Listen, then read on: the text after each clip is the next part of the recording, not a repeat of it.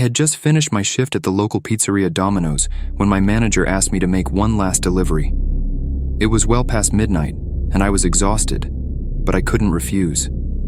The address was for an old, decrepit house at the edge of town, a place I had always avoided. They say strange things happen there, but I brushed off the superstitions thinking it was just local folklore. I grabbed the pizza box and hopped on my trusty old scooter, a rickety machine that had seen better days. The night was unusually cold, and a dense fog had settled, casting an eerie glow over the darkened streets. As I approached the house, an unsettling feeling crept over me.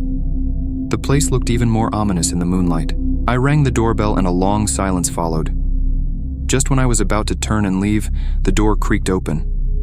A foul odor wafted out, a mix of decay and something I couldn't quite place.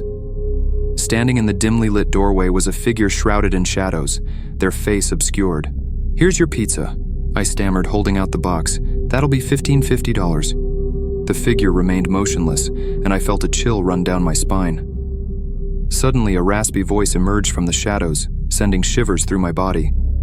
"You're early." I glanced at my watch. It was exactly midnight. No, it's right on time." The figure stepped forward, revealing a grotesque face, pale and gaunt, with hollow eyes that seemed to pierce my very soul. "Not the pizza, my dear. You." My heart pounded in my chest as I took a step back, realizing something was terribly wrong. Before I could react, the figure lunged at me with inhuman speed, its bony fingers wrapping around my throat. I gasped for air, struggling to break free, but its grip tightened, and my vision began to blur. I kicked and thrashed, finally landing a blow to its face. It released me, and I stumbled backward, gasping for breath. My scooter was just a few feet away, and I sprinted towards it, glancing back at the house. The figure was gone, but the door was wide open. I sped away from that nightmare house, my heart still racing. I didn't stop until I reached the pizzeria. My manager was shocked to see me return in such a state. I recounted the terrifying encounter, and he called the police. The officers arrived at the house with guns drawn, but they found no one inside. They did, however, discover something horrifying in the basement. A room filled with strange symbols drawn in blood and a journal detailing unspeakable rituals. It appeared the figure I had encountered was involved in some dark and sinister practices. The police assured me that they would investigate further, but I knew I couldn't go back to that house ever again.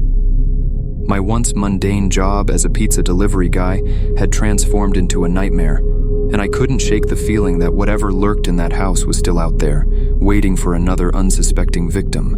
Weeks passed, and I tried to put the incident behind me, but I couldn't escape the nightmares, the memory of those cold, lifeless eyes, and the chilling voice that had threatened my very existence. One evening, as I walked home from work, I noticed a strange symbol carved into the sidewalk, the same symbol I had seen in the basement of the haunted house. My heart skipped a beat as I realized that I was being followed, stalked by something malevolent. The terror I thought I had left behind was now closing in on me. Every night I heard strange noises outside my apartment, a faint whispering, eerie laughter, and the sound of scraping claws against the window. Sleep became a distant memory as fear consumed me. I knew that I couldn't run forever, that whatever haunted that house was intent on claiming me. One night, as I lay awake drenched in sweat, I heard the voice again, a sinister whisper in the darkness. "You can't escape." I knew then that I had to confront my fears, to face whatever had marked me as its prey. With trembling hands, I researched the symbols and rituals I had seen in that journal, desperate for a way to protect myself. It led me to an old bookstore, where I discovered a book on the occult, filled with spells and incantations. Armed with newfound knowledge, I returned to the house one last time, determined to banish the evil that had tormented me. As I recited the incantation, a powerful force surrounded me, and the air grew thick with tension. Shadows writhed and twisted, and the house seemed to tremble. And then, with a deafening roar, the malevolent presence was gone, leaving behind only a sense of emptiness and dread. The curse had been lifted, but the scars it had left on my soul would never fully heal. I never went back to that cursed house, and I quit my job as a pizza delivery guy. But the memories of that terrifying night will haunt me forever.